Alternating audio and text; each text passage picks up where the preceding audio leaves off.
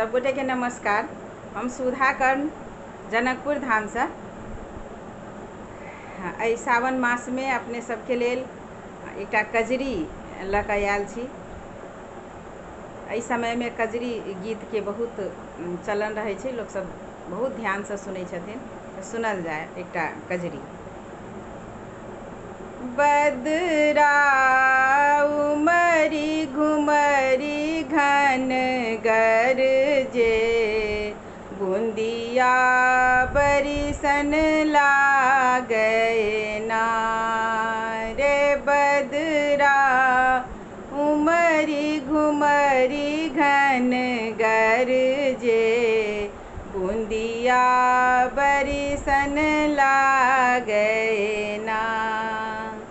दादुर मोर पपीहा बोले, जिया उमदा बैना हो,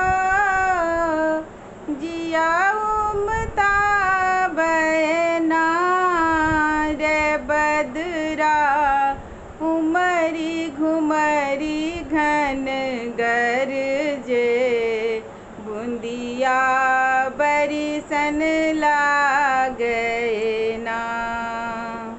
बिरह कयागी कुहुक कुहकावे,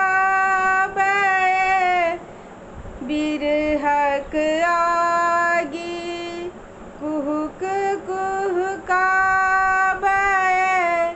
बैरी कोइलिया ना हो, बैरी कोइलिया ना रे। बदरा उमरी घुमरी घन गरजे, बूंदिया बरिसन लागे ना। पीऊ के पाती लिखब हम कात विधि, दर्द न जाने ना हो,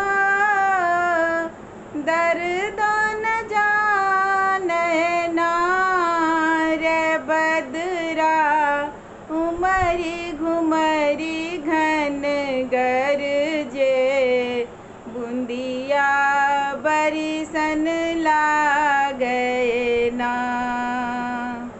कंत हमर हिया कंत भेल छथि, दर्द न जाने ना हो, दर्द न जाने ना रे। बदरा उमरी घुमरी घन गरजे, बूंदिया बरिसन लागे ना।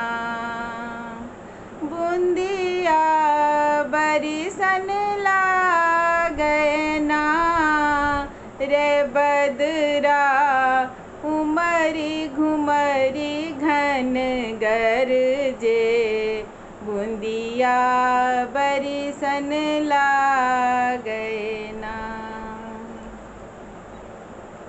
नमस्कार।